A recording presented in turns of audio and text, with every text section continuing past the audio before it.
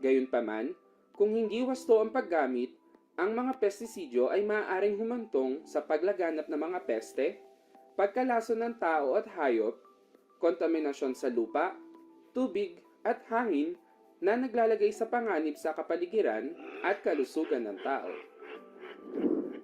Sa pamamagitan ng gabay na ito, mabibigyang kaalaman ang mga manggagawa sa sektor ng agrikultura, partikular na ang mga magsasaka tungkol sa mga tuntuning pangkalusugan upang maiwasan ang anumang aksidente. Pagbili ng pestisidyo. Bilhin ng pestisidyo na angkop at ipinapayo lamang na gamitin. Huwag bumili ng may sira o depektibong sisidlan o lalagyan. Kung ibabiyahe ang pestisidyo, ilayo ito sa pagkain at mga pasahero. Tamang paggamit ng pestisidyo. Huwag gumamit ng pestisidyo nang walang sapat na kaalaman. Mahalagang basahin ang etiketa, tignan ang tagubilin at ang mga ipinapayong paraan bago gamitin. Obserbahan ang lagay ng panahon, partikular ang direksyon ng hangin. Ugaliing magbomba ng hindi pa salungat sa hangin. Hindi nire-rekomenda na gumamit o magbomba ng pestisidyo ang mga bata. Isarado ang bahay kung may nagbobomba malapit dito. Laging hugasang mabuti ang kamay at parte ng katawan na maaaring nabahiran ng pestisidyo pagkatapos gumamit o magbomba. Ihiwalay ng labahan ang mga kasuotang ginagamit sa pagtatrabaho sa bukid, lalo na ang ginagamit kapag nagbobomba ng pestisidyo. Bandian kung maaari bago tuluyang labhan. Kasuotang pamprotekta sa katawan. Gumamit ng kasuotan bilang pananggalang sa katawan katulad ng mahabang manggas, pantalon, bota, guwantes, maskara, sombrero, respirator, at iba pang pamprotektang kasuotan. Pagsukat at paghalo ng pestisidyo. Gumamit ng angkop na kagamitang panukat at panghalo. Sukatin ang pestisidyo at ibuhos agad sa tangke na may bahagyang tubig. Tandaan, laging sundin ang tamang timpla ayon sa etiketa o label. Isaradong mabuti ang mga pakete at takip ng bote ng pestisidyo pagkatapos gamitin. Ang pulbos ay dapat ihalo muna sa kaunting tubig bago tuluyang ilagay sa tangke na pambomba.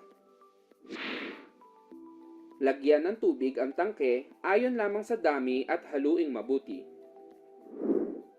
Hugasan ang lahat ng kagamitan pagkatapos gamitin sa lugar na malayo sa tirahan, balon, daanan na ng tubig at pananim. Ang mga kagamitang ginamit para sa pestisidyo ay hindi na dapat gamitin pa sa ibang bagay. Huwag hipan ang baradong tubo. Gumamit ng tamang pansundot sa bara ng nozzle. Pangunang lunas. Huwag bigyan ng anumang inuming may alkohol o gatas ang pasyenteng inaakalang nalason. Ang maling paggamot ay maaaring magpalubha pa sa kalagayan ng pasyente. Kapag nasabuyan, agad ilayo ang pasyente sa lugar na pinaggagawaan. Hugasan ng malinis na tubig ang mata na nasabuyan ng pestisidyo sa loob ng 10 minuto. Alisin ang natapunang damit at hugasan kaagad ang balat. Tumawag kaagad at ipakita sa manggagamot ang etiketa ng nakapinsala o nakalasong pestisidyo. Pagtatapon ng basyong lalagyan. Butasan o basagin ang mga basyo at ibaon sa lupa. Huwag sunugin ang mga basyong lalagyan sapagkat ang usok nito ay makakasama sa katawan kapag ito ay nalalanghap. Sa pagbabaon ng mga lalagyan o basyo, kailangan ang lalim ng hukay o pit ay 1 metro kwadrado. Lagyan ng ilalim ng 2 hanggang 3 sentimetrong apog o lime at 5 hanggang 10 sentimetrong kusot o sodas. Ito ay magsisilbing palagiang tapunan ng basyo ng pestisidyo.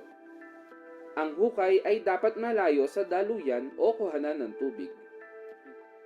Paano malalaman na kalidad o hindi peke ang mabibiling pestisidyo? Upang matiyak na epektibo at hindi peke ang mabibiling pestisidyo, ang mga mamimili ay dapat siguraduhing rehistrado ang produkto ng Fertilizer and Pesticide Authority o FPA at bumili lamang mula sa mga dealers at distributors na lisensyado rin ng FPA. Sa pagsusuri ng mabibiling produkto, dapat ay isaalang-alang ang mga sumusunod. Una, suriin ang basyo ng pestisidyo kung may nakalagay na FPA registration number at i-verify ito sa FPA website gamit ang link na inyong nakikita. Pangalawa, tignan kung nakalagay ang mga sumusunod na impormasyon sa basyo: trade name, precautions, warning o babala, symptoms, first aid, hazard symbol, directions for use, frequency and method of application, compatibility, at name of manufacturer. Ang gabay na ito ay hatid sa inyo ng Fertilizer and Pesticide Authority. Para sa karagdagang impormasyon, bumisita lamang sa FPA website o mag-email sa info.pa.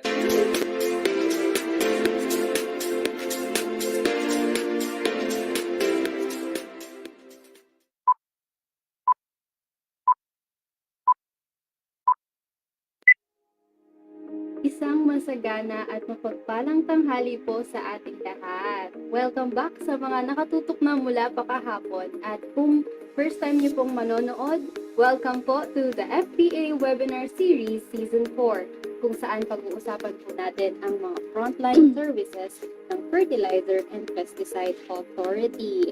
Ako po si Ella Santiago, ang Information Officer 1 ng FPA at ang inyong host for this season. So bago po tayo dumako sa ating talakayan para sa tanghaling ito, atin munang kakamustahin ang ating mga Zoom participants. So kamusta po kayo? I hope po na sana hindi po kayo inaantok ngayong tanghaling to. Gayon din po sa ating mga Facebook Live viewers. So kamusta po? Ayan. So mukhang handa na po ang lahat. So kahapon po, pinag-usapan po natin ang FPA mandate and functions, pati na rin ang license to operate ng Pesticide Regulations Division. Kaninang umaga naman po, pinag-usapan natin ang product registration ng Fertilizer Regulations Division. So ngayong tanghali po ay dadako naman po tayo sa product registration ng Pesticide Regulations Division, para po tulungan tayo na maintindihan ang proseso ng product registration for pesticides.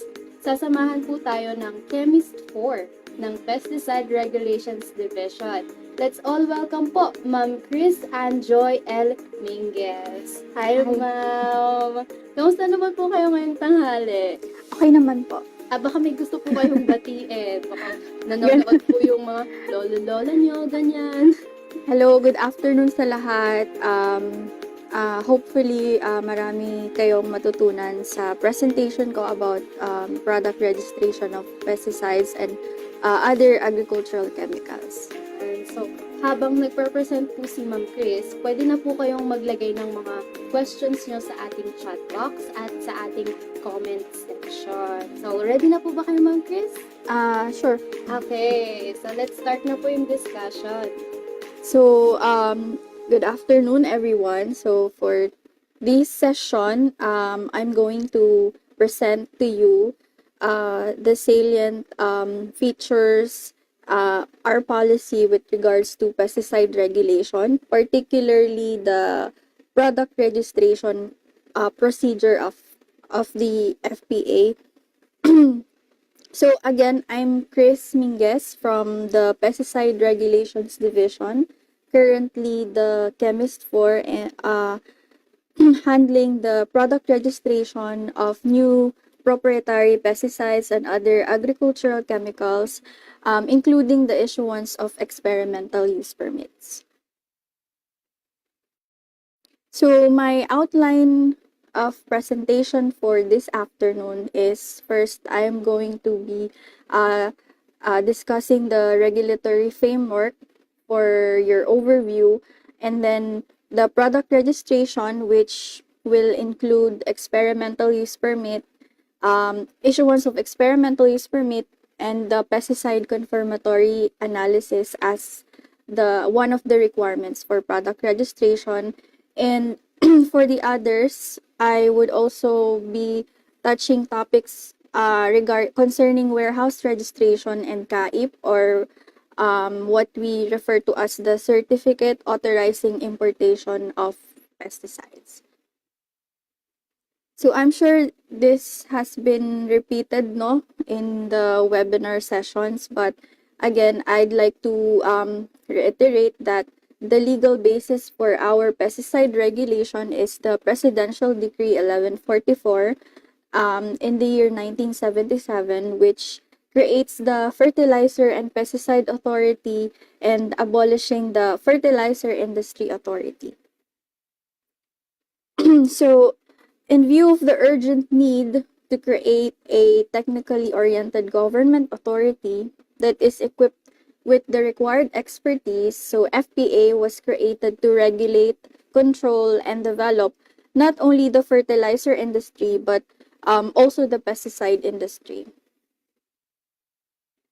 So for the mandates of FPA, through the Presidential Decree 1144, FPA is mandated to assure the agricultural sector of adequate supplies of fertilizer and pesticide at reasonable prices, rationalize the manufacture and marketing of fertilizer, protect the public from the risks inherent in the use of pesticides and other agricultural chemicals, and educate the agricultural sector in the use of this agricultural input. So just a brief overview of the structure of FPA. We have this divisions, and I particularly belong to the Pesticide Regulations Division. So, need pa bang i-focus? Anyway. And this is the organizational chart of PRD. So we have the chief agriculturist, chemist for, by the way, the note is outdated pala. This is not the just ignore the note doon na vacant position. So we have two sections, the registration section and the licensing section. So the registration section handles the product registration of new generic and new proprietary pesticide products and other agricultural chemicals, as well as label expansion, registration under third-party authorization, issuance of experimental use permits, which I will be discussing later part po.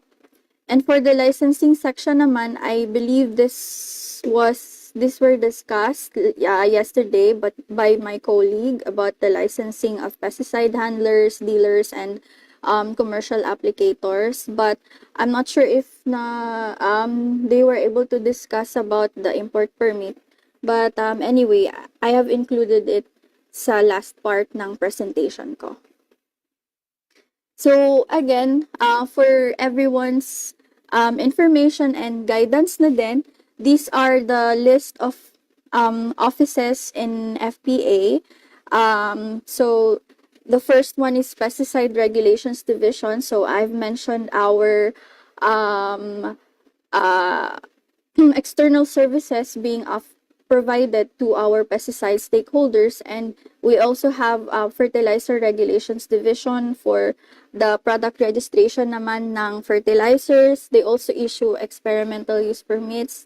They also have licensing. So although we are one agency, we have dedicated separate services with separate requirements and procedures for securing such yun. And then we also have Laboratory Services Division, which provides services concerning fertilizer and pesticide laboratory analysis, FPA recognition of laboratories, and also we have the Planning Management and Information Division that is mainly handling right now the accreditation of responsible care officers, certified pesticide applicators, safety dispensers, and so on and so forth. And we also have our regional and provincial offices.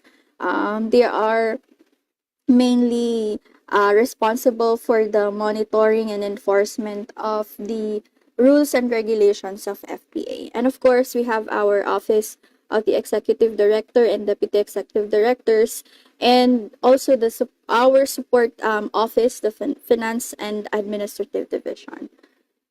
So, in this slide, medyo maliit lang, but this is the uh, workflow or process flow in registering non-generic products. So, this diagram shows yung entire process, and this show how the services are interconnected.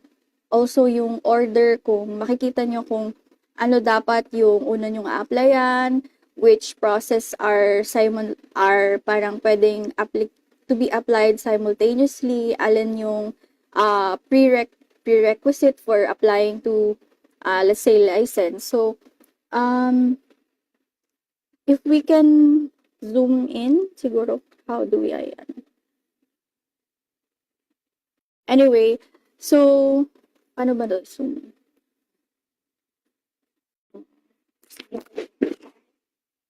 Para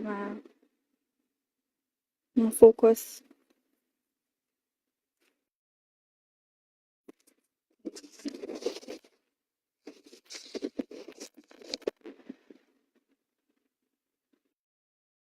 Dito sa page 11. Yung specific. Ito. Okay.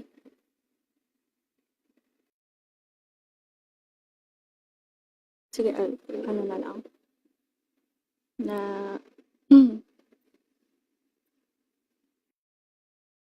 Sorry. So, here is the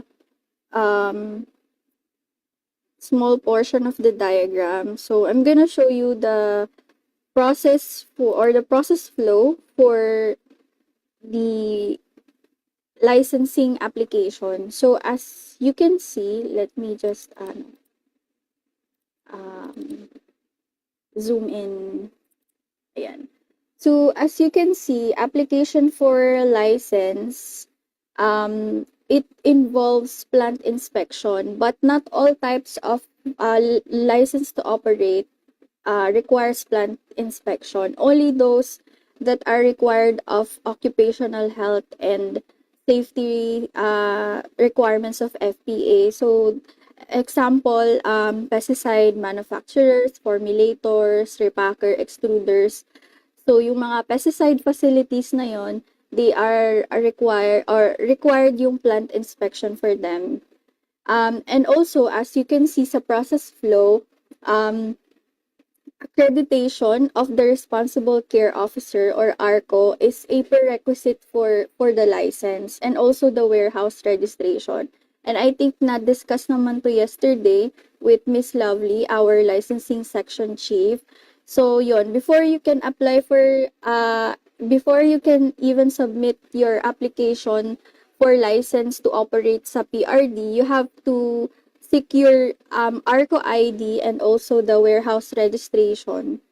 Ayun. And for warehouse registration, it involves also warehouse inspection that is being conducted by our regional and provincial officers. And for the ARCO naman, nakalagay naman dyan, it involves seminar and, securing a passing grade sa written examination. So, that's it for the licensing, accreditation, and warehouse registration flow. So, that is, this is pursuant to Section 9 of PD 1144, Sections 1 and 2, na no person shall engage in the business of importing, manufacturing, formulating, exporting, repacking, distributing, storing, and selling any pesticide except under a license issued by the FPA.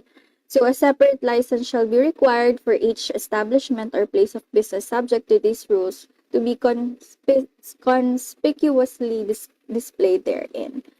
So there a lot of types of pesticide dealers and handlers based on activity. For example, dealer, pest control operator, drone spray operator, and so on and so forth. So, na-discuss ko naman, it involves the accreditation, which means authorization manifested in accreditation card accorded to individuals who attended the training, passed the written examination, and complied with all the requirements. And warehouse registration involves inspection of the compliance of pesticide dealers and handlers with the minimum standards of good housekeeping in the storage and handling of pesticides. And also plant inspection involves on-site inspection of pesticide manufacturing plants and other pesticide facilities to ensure compliance with the FPA's occupational health and safety requirements. So I've indicated here yung reference po sa FPA Green Book in case you want to check further details or yung mismong ating reference for the warehouse registration and plant inspection.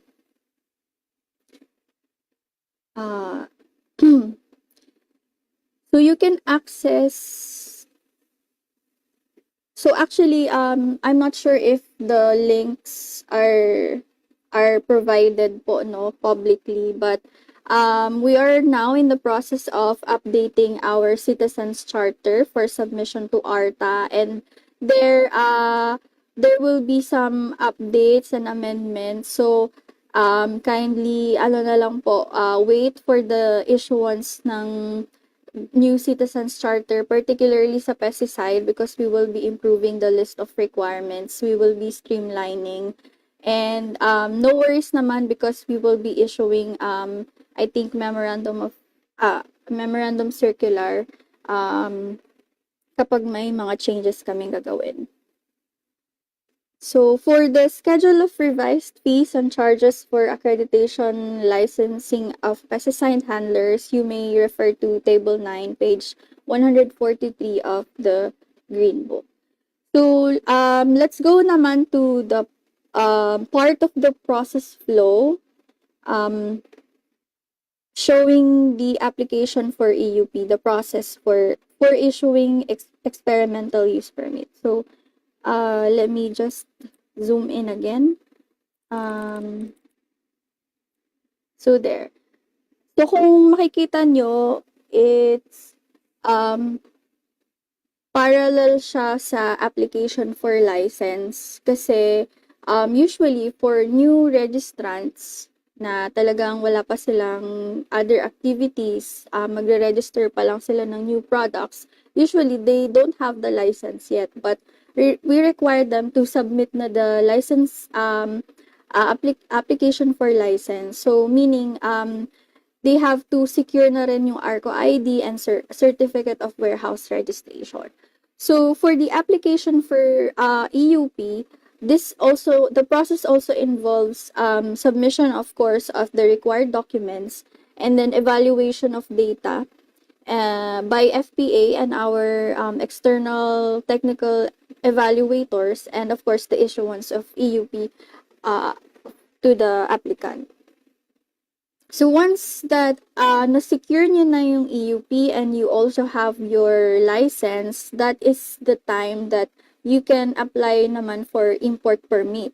So the reason, of course, for applying for import permit, kasi when you secure your EUP, it means, di ba, magta-trial kayo. So, you will need samples for the experiment. So, you will apply for import permit to allow you to import samples for the experimental local trials and also for the confirmatory analysis. So, once you have the license, once you have the EUP, you can apply for CAIP. So it takes only 3 working days, and then once you have CAIP, then you will be able to import pesticide, particularly for the purpose of conducting local field trial and confirmatory analysis only. So when you have the sample, when you already have the sample, then you can proceed to the conduct of the local field trials, which may include residue trials, but mainly ano siya, for bioefficacy testing ng pesticide, meaning you will be testing the product's performance based dun sa kiniklaim nyo sa label. Ayun, so that is the process flow for the experimental use permit. So what is EUP ba?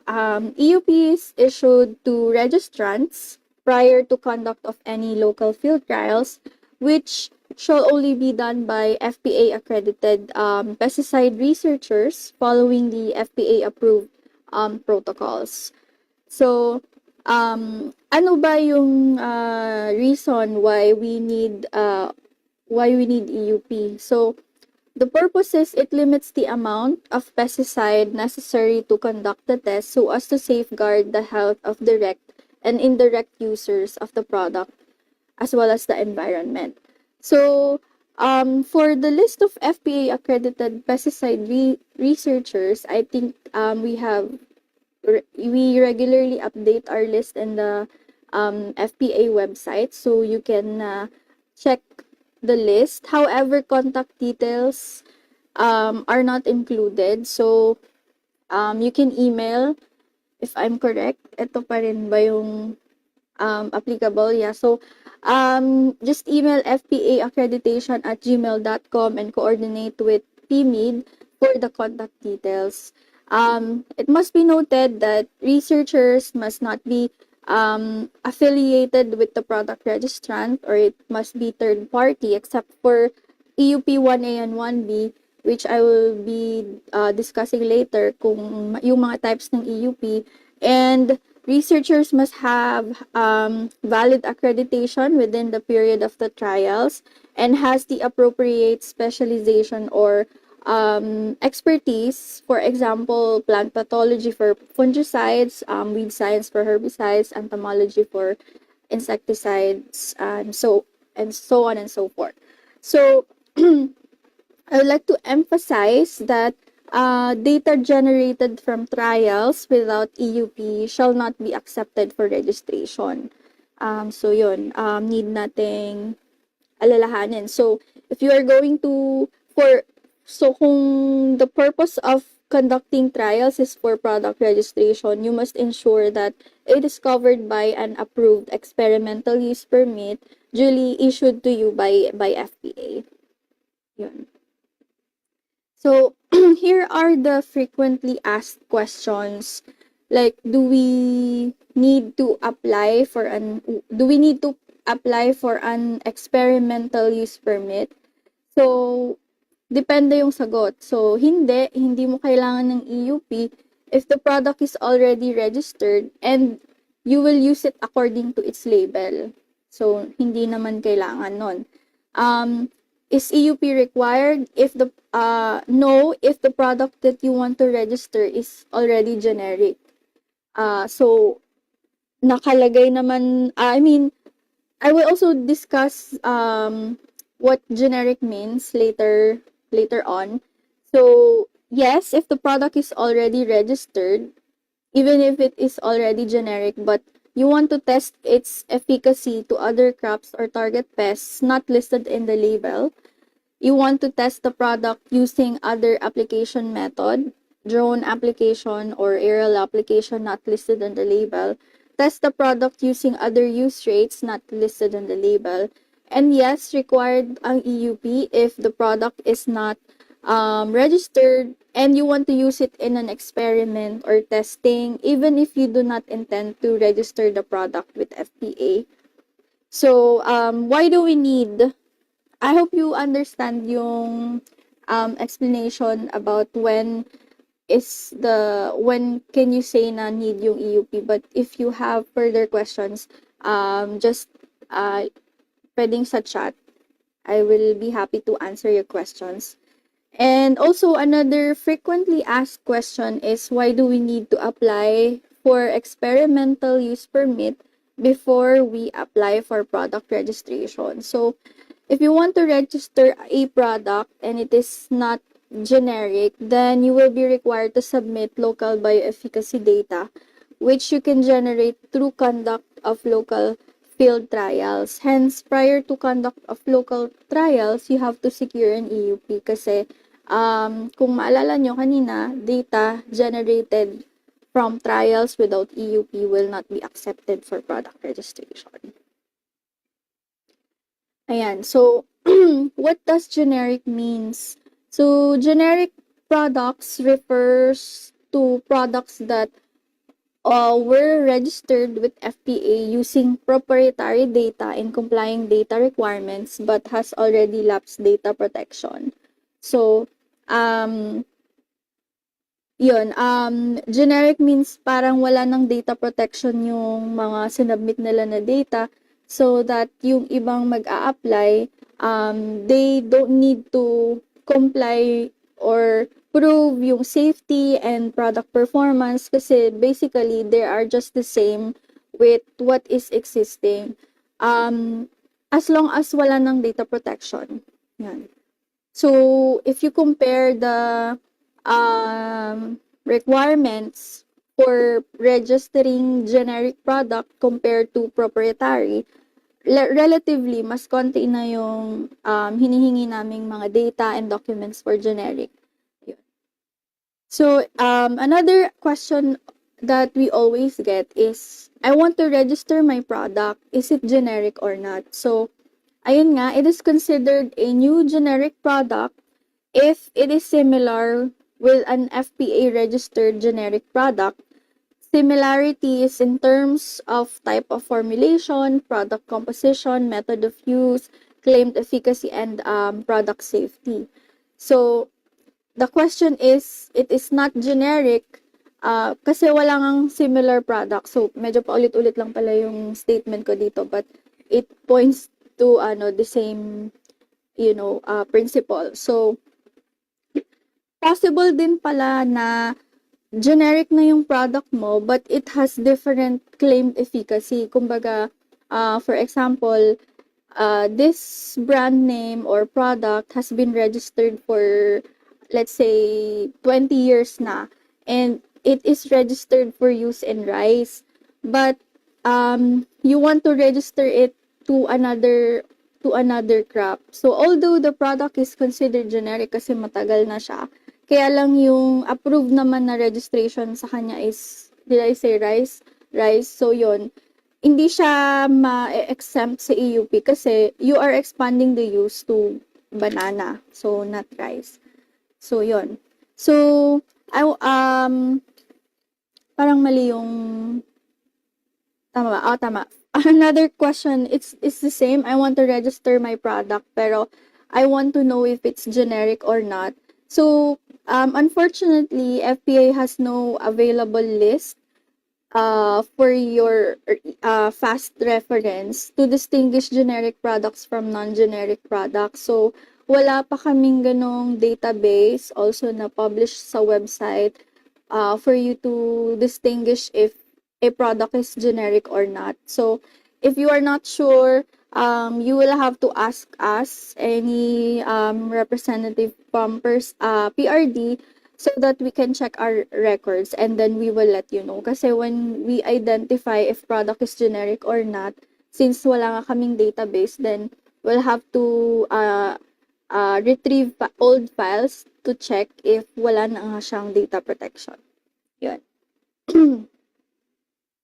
So, another frequently asked question, why do we have to comply with the data requirements that are almost the same for product registration when we are just applying for an experimental use permit? So, parang yung question na to is, bakit parang kino-comply na namin yung buong product registration requirements? Gusto lang namin na i-try siya if effective, or parang gusto lang namin i-experiment to see the product performance, but nire-require na kami ng talks, ng environmental effects, mga ganong data. So, why is it necessary? So, number one, whether it is an application for EUP or for product registration, FPA has to evaluate first the product safety to human health and the environment before it can be sold in a market or can be used for experiments. So also, second, EUP application can also serve as your gauge.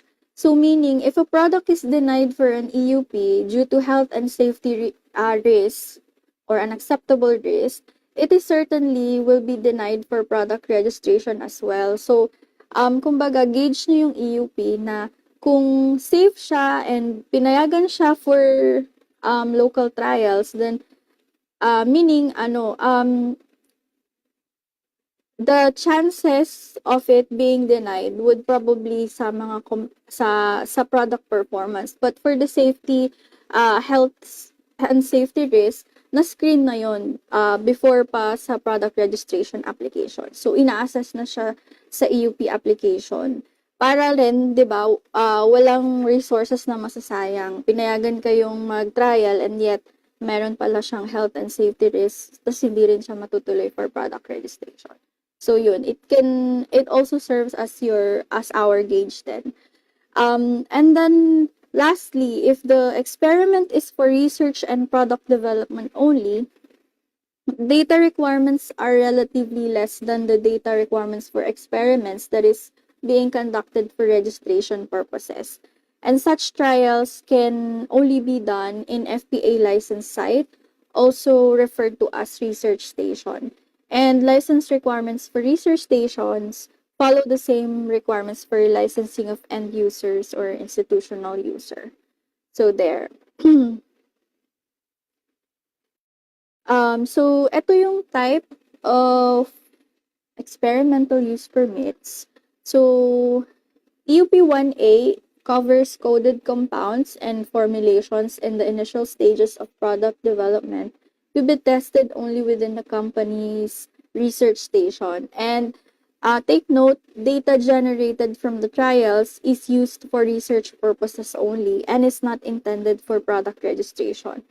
So, the same is true for EUP 1B, except that yung 1A is tested only within the company research station, and for EUP 1B is to be tested in FPA licensed site outside the company's research station.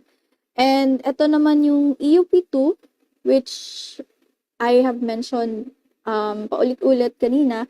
This covers those pesticides and other agricultural chemicals in the pre-market stage for the purpose of product registration. So it could be generation of bioefficacy and residue data. And for the last type of EUP, it's the EUP3, and it covers registered pesticides to be tested for additional uses or for label expansion, which requires bioefficacy and residue data generation. So, yung EUP2, i-register mo yung pesticide to conduct trials to prove your label claims. And for type 3 naman, it concerns product na registered mo na, but you want to expand its use to other pests or other crop. So, yun yung different types of experimental use permits. So, the data requirements for EUP application is a subset of the requirements for registration, and these are particularly indicated in the FPA Green Book. So, Table 2, page 52, describes the data requirements that are particular for the conventional pesticides or yung chemical pesticides and other agricultural inputs such as yung mga adjuvants, surfactants, and all. And for Table 7 naman, page 109 describes the data requirements that are particular for the biorational pesticides, or these are pesticides that are naturally occurring or if it's synthesized, it must be structurally identical to a naturally occurring chemical. So, for example, biochemical control agents or microbial control agents. And for for chemical pesticides and other agricultural chemicals, data requirements in Table 2 are specified whether the requirement is for formulated product and for the technical material or technical concentrate. So when we say formulated product, it refers to the finished product or the end-use product. And when we say technical material or technical concentrate, it refers naman to the material resulting from a manufacturing process comprising the active ingredient together with the associated impurities. So, technical material or technical concentrate is used in preparing the formulated product. So, parang sila yung raw materials. And with regards to the standard guidelines or policy of FPA in terms of pesticide registration, both of these are being registered. So, required siya.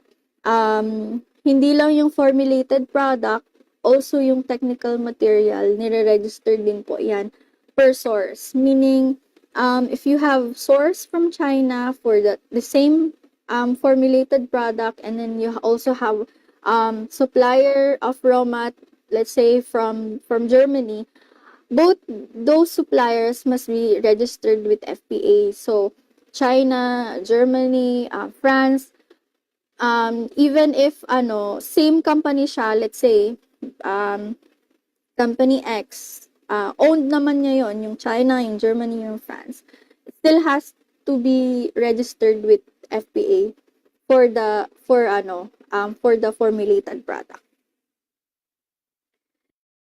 So you may so makikita nyo naman sa table 2 na sinabi ko, page 52, the different sections or different data requirements na kailangang i-comply when you are submitting an EUP application or product registration application. So section 1, general information, usually it includes yung name ng registrant, the brand name, the description of the production process, and the product specification. This describes yung physical and chemical characteristics of your formulated product and also the technical material. So it's more on the chemistry of the product. And then section 3 is the bioefficacy. So this section, data requirements, should show the product's performance in controlling the insect pest or the weeds or the disease. It also has to show yung phytotoxicity niya or yung parang yung safety naman niya when the product is being applied to the plant. So, dyan naka-lodge sa bioefficacy. And then we also have toxicology. So, for section 4, ito naman yung mga studies about the hazards niya sa human. But there are tests, hindi naman siya, yung data niya, of course, it's not, ang test subject's not human, but may mga specific species na indicated naman sa test guidelines para makapag-submit ng toxicology. And then section 5 is the human exposure and safety. So, yung exposure assessment naman ng applicator, ng bystander. So, yun, it is included in section 5, human exposure and safety. And section 6 is environmental effects. So, this pertains to the effects of the pesticide products in the environment. So, paano ba natin siya ma-check yung effects sa environment? Usually, yung effect niya sa fishes, sa soil, sa birds, sa mga mga earthworms, ganon. So, yun yung environmental effects, mga ganong studies yung sinasubmit dito. And for Section 7 naman, nabaliktad ko pala. Section 7 is actually residue in food and feeds.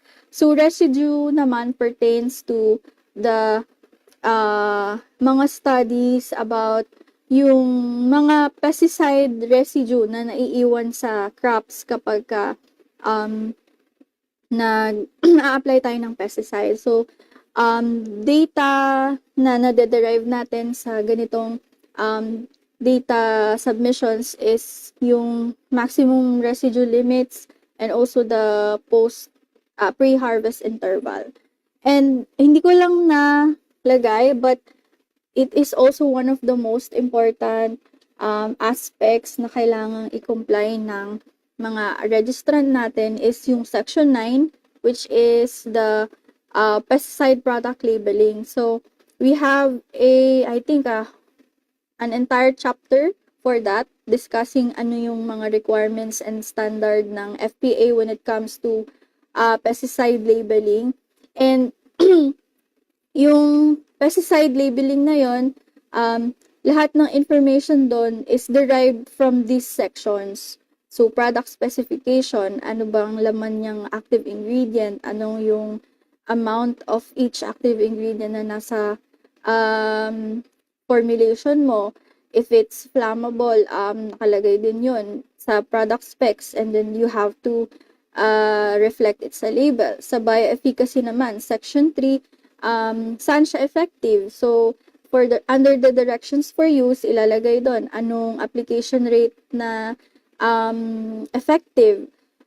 For the tox naman, ano yung mga hazards niya, ano yung category niya. Let's say it's category 2, so relatively medyo toxic siya, so ano rin siya sa label, and what are the risk mitigation na ilalagay. For example, these should only be applied by let's say certified pesticide applicator. So, doon natin makikita yon sa toxicology. And for the human exposure and safety, ano naman yung mga need na usually dyan nakalagay, ano yung mga risk, mitigation na gagawa. Like, ano dapat yung PPE na isusuot niya, enough na ba na ganito, or as in full.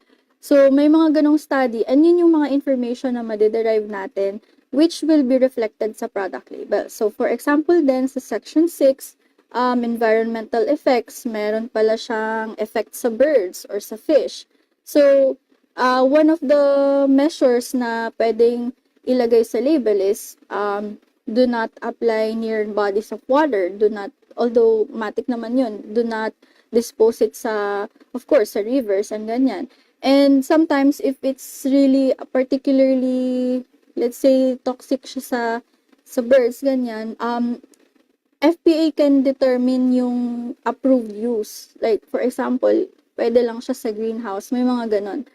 And then, yung residue naman, as I've said, yun nga, yung pre-harvest interval, doon din makikita na kung ano katagal ang aantayin after pesticide application before the farmer can, harvest their crop produce. So, yun. So, lahat yan interconnected and marireflect, and nare-reflect po siya sa product label. Yun. So, kumbaga, in essence, yung mga laman sa product label, may basis siya, and dito siya usually nakukuha sa mga sections na ito, na pinapasa ng registrant sa amin.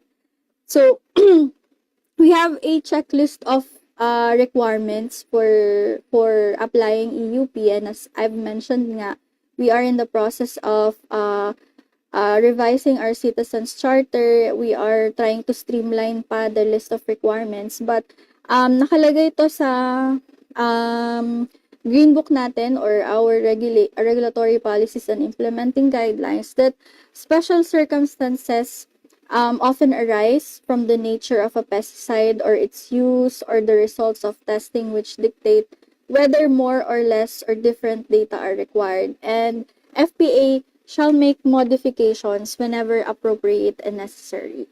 And then all data shall be sufficient, scientific quality, and reliable to answer questions of safety and efficacy without doubt or uncertainty. And studies done in compliance with good laboratory practices, such as those of OECD, US, FDA, EPA, and in consonance with the acceptable test protocols, shall stand the best chance of meeting the standard. So, yon yung important na provision then that we must take note. The third paragraph says deficient or invalid studies can be sufficient grounds to deny an application and or to require a replacement study. So, I think that's it for the discussion on the data requirements. In this slide naman, it shows you the revised fees and charges for the pesticide product registration, which is pursuant to Administrative Order number 13, series of 2000. So, let's go back sa sa process flow. So, as we've already discussed, the licensing process flow, the accreditation, warehouse registration, issuance of EUP, application for CAIP, conduct of trial. So, let's say that you have already concluded your local field trials. What will be next? So here, I'm showing to you yung process flow. And as you can see, simultaneous, when you apply for application for product registration, that is the time na meron ka ng results from the local trials, and then you can also submit na the pesticide samples for confirmatory analysis. So the confirmatory analysis, it involves laboratory testing by FPA Laboratory Services Division or any other FPA recognized laboratory, and it also involves the evaluation of that test results. While for the product registration application naman, it involves data evaluation. So it undergoes review by FPA and our external technical evaluators. So i-check namin yung results na generate from the conduct of local field trials. So, once that na-comply na yung requirements for the confirmatory analysis and based on data evaluation din ng submission for product registration application, compliant naman siya, proven naman yung bioefficacy claims, na-establish na yung good agricultural practice or yung GAP, then FPA can now issue certificate of product registration. And when you have that CPR, based dito sa process flow, as you can see, you can again apply for import permit. That is per shipment basis, by the way. For the importation, regular importation na ng pesticide product mo for market and sale. So, the import permit is no longer restricted kasi as you remembered, yung CAIP kanina during EUP stage was restricted yung quantity. But once you have secured yung CPR and your license, then you can apply for import permit for the purpose of marketing your pesticide products. And again, CAIP is per shipment basis. So every time na mag-ship ka, you will have to apply for this permit kasi yun yung papakita nyo sa Bureau of Customs for the release. Yun. So again, what is pesticide confirmatory analysis? This is to confirm the declared product specifications. Pesticide products are analyzed in the laboratory by determination of active ingredient content, which is done by FPA laboratories and other FPA recognized laboratories. So basically, tinatest lang yung active ingredient content if it's within the declared, if it's within the product specifications na dineclare sa FPA. Yun. So PRD receives the pesticide samples from the product registrants or the applicants, and we endorse them to the laboratories, and once we receive the test results, we evaluate the results if it's within the acceptable limits. According, ang reference namin is the FAO guidelines on pesticide specifications. And again, pesticide confirmatory analysis are required for all types of product registration. I guess except for TPA or registration under third-party authorization. So, issuance of certificate of product registration, its rationale is that it ensures that pesticides and other agricultural chemicals meet the prescribed standards of FPA before they are imported, manufactured, formulated, distributed, and sold in the Philippines. And these standards are set by FPA to ensure product quality, suitability, bioefficacy, and safety to end users and to the environment. Hence, it involves stringent process of evaluation with the endpoint that benefits outweigh the risks in the use of product. So these standards established by FPA are harmonized naman with other countries. So these are not unique. So ito talaga yung standard requirements for registering product.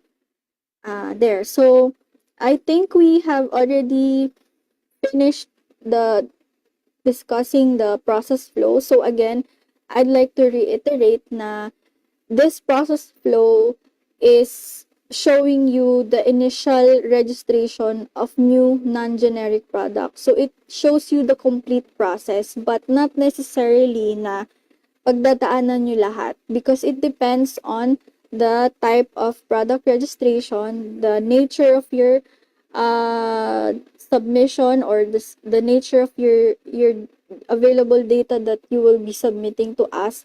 So, hindi siya required. Again, so, yon. To give you the types of product registration, we have, based on this category is based on the nature of your, nature of your submission. So, for the first type, yung minimension ko kanina pa, is yung product registration of new proprietary and new pesticide formulations. So, this category covers all new pesticide products to be registered using data with proprietary nature, and it includes new end-use product containing new or currently registered active ingredient, or a combination of new active plus currently active, or combination of currently registered active ingredients. So, in this type of product registration, you submit data that is of proprietary nature. And then for the second type of product registration naman is the registration of new generic products. So, this covers all new pesticide products to be registered on the basis of other registrants' data which has already lapsed the 8-year or 3-year proprietary data protection, provided that the product is identical or substantially similar to any currently registered pesticide, or differ only in ways that would not significantly increase the risk of unreasonable adverse effects. So for the first type of registration, as shown here, yung requirements niya is yung mga diniscuss kong sections kanina, from section 1 to 9. But for the registration of new generic pesticides, ang required lang dito is the chemistry or yung product specification, yung section 1 and 2. No need to prove yung bioefficacy since it is identical or substantially similar to the current or existing registered pesticide, also the same, yung safety, it must also be the same. So, yun na lang yung hinihingi namin, yung product specifications, general information, and also the required confirmatory analysis. The third type of product registration naman is the product registration of pesticides under the third-party authorization. So this category refers to a product registration under an agreement between two companies, the primary registrant who issues the TPA and the company who receives the TPA, where the latter is authorized to cite a proprietary data owned by the primary registrant or its supplier, and or authorized to sell or distribute a product that is originally registered by the primary registrant. The authorized company shall still comply with other requirements like filing of application forms, payment of fees, and submission of technical and analytical grade samples and labels. But I have to check this part, yung submission of technical analytical grade samples, and if this is required for TPA. So let me just verify it. Anyway, so the third party authorization is allowed only for pesticide products with full registration. And for I think this is the last, no, the fourth type of product registration is the label expansion. So this covers the expansion of use or claims of a pesticide product. This may involve additional crops sa label, additional target pests, or new method of application in the product label. And then the fifth type is the renewal. So it means kapag nag-expire na yung CPR nyo after 3 years, then you will apply for renewal. And the renewal of registration may be filed 3 months before its expiry date, and application for renewal filed within 1 month after expiry date of its registration shall be subjected to 50% surcharge, while those filed after the charge.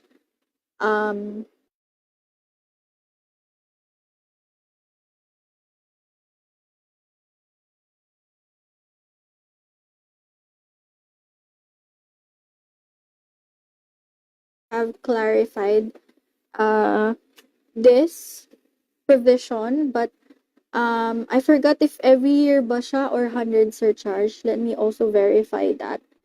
And for the last type of product registration, this refers to the modification in the registration of a registered product, such as change in brand name,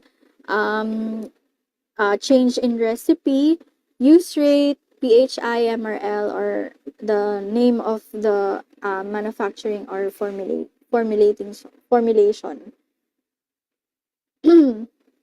So I've mentioned this before. We are currently updating our checklist. So probably next year we'll have a new set of checklist, streamlined list of requirements.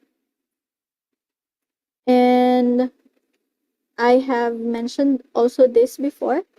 CAIP, it's being issued to licensed importers with corresponding registered products and or EUP, allowing importation of technical material, formulation, and inert ingredients. And issuance of CAIP and export permit is per product and per importation basis. And CAIP will not be issued if importer is not licensed and kapag walang valid EUP or CPR. So yun, we are updating our Citizens Charter. It's ongoing. So Citizens Charter is a detailed, parang manual siya for the step-by-step procedure per services. And it also describes yung mga requirements, the total processing time, and the mga applicable fees. So if you have if you want to learn more about our pesticide regulations and implementing guidelines, our FPA Green Book is published in our official website. You can download them so you can have your own soft copy because uh, we are currently not producing hard copies of this manual. We only, publish the soft copy. I think that's it. Yeah. So thank you so much po, Ma'am Chris, for that wonderful presentation. So may questions po from our Zoom participants. So how long po ba is the usual timeline for EUP approval from submission? According daw po to the Blue Book, EUP should be submitted a month before the conduct of the study. Tama po ba na 1 month? Ang sabi niya Blue Book, but Opo. Blue Book pertains to fertilizer po kasi eh. So, I'm not sure if this is a typo error. But for the pesticide Green Book, the timeline for EUP approval is by stages kasi. So, the timeline for data evaluation itself is 20 working days for each data aspect as I've mentioned. So, yun, it depends on the, yung completeness ng submission, yung palitan ng conversation kapag may mga compliance or questions yung technical evaluator. So, it's not a straightforward process na pagka na-submit mo na lahat, it will still undergo further evaluation by our technical evaluators who are, by the way, not who are third party or are external from FPA. So yun. hindi po pala talaga siya isang fixed na time frame. So, it varies po. Opo, it varies. Yun. So, the question is, I think, for fertilizer nga. Yun. So, kinonfirm ni ma'am. Clarify lang po namin, Pesticide Regulations Division, product registration po tayo for today. Mm-mm. So, next po, paano daw po kapag na-late daw po sila ng submit ng documents for renewal? May charge daw po ba? Yes, ma'am, Cecil. Kapag na-late po kayo, as I've mentioned a while ago, may surcharge. So, I think, ano ba yung nakalagay ko? 1 month after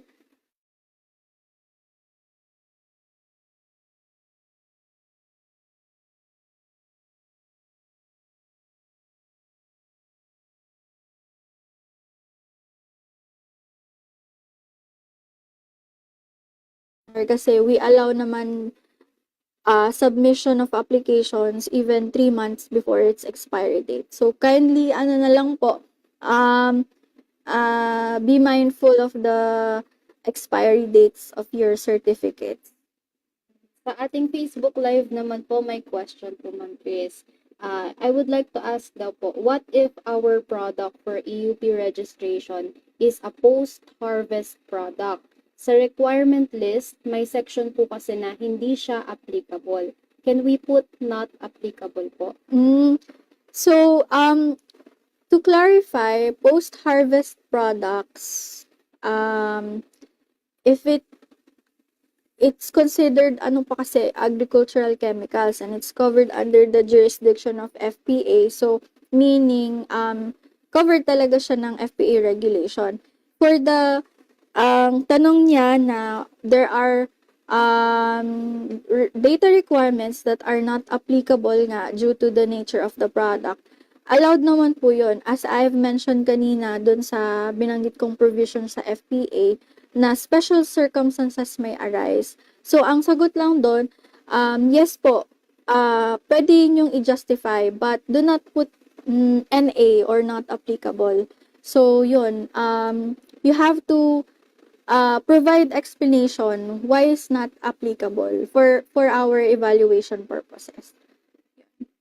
Po, so balik po tayo sa ating mga Zoom participants. May tanong din po, to whom or what email should we ask for sample endorsement for laboratory analysis to FPA recognized laboratory daw po? Okay. So, you may email fpa.prd.generic@gmail.com. Our chemist one currently handles the endorsement of laboratory samples. Pero uh, it doesn't mean na kapag hindi siya sa FPA laboratory ay dadaan pa rin siya sa amin. We will still endorse it dun sa lab. So, you may email fpa.prd.generic@gmail.com.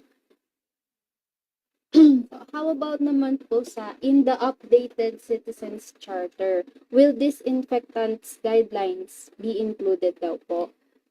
So currently we are in the process of um uh, creating, or actually not in the process pa kasi kino-coordinate pa namin yung consultant for the vet products. Hopefully, if mahabol namin siya or meron na kaming at least ma-established, ilalagay po namin siya sa Citizens Charter. But given the timeline, this December na kasi siya isa-submit yung revised Citizens Charter. So, baka hindi pa siya masama, baka next year pa po. So, ayun po. Sana po nalinawan po kayo. Natulungan po kayo ni Ma'am Chris sa mga questions niyo for today. So, for the last question po, Ma'am Chris, para naman po ito sa ating mga farmers. Paano po nila malalaman na yung pesticide product na binili or binibili po nila ay registered kay FPA? Okay. For the verification po, kung rehistrado ba yung kanilang nabili or binibiling product, makikita nyo sa label na una, dapat may registration number yon.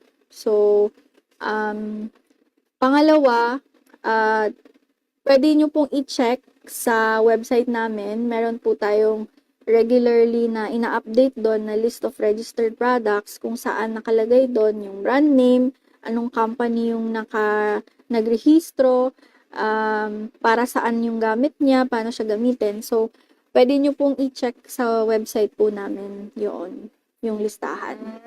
So, we hope po na nag-take note po kayo sa mga important reminders and points to remember na na-discuss ni Ma'am Chris for today. So, mukhang naiintindihan naman na po ng participants natin for today kung paano po ang proseso ng product registration sa Pesticide Regulations Division. So, maraming salamat po, Ma'am Chris, sa pagpapaundak sa amin ngayon. So, para po sa ating mga participants, ma-access nyo po ang ating post-evaluation sa ating chat box at sa ating comment section. Make sure na masagutan nyo na po siya agad dahil 1 hour lamang po namin bubuksan at tatanggap ng responses ang aming Google Form. So, we hope po na marami kayong napulot na aral sa episode na ito. At magkita-kita po ulit tayo bukas ng 10:00 ng umaga para sa isa na namang makabuluhang talakayan. Dito lamang sa FPA Webinar Series Season 4.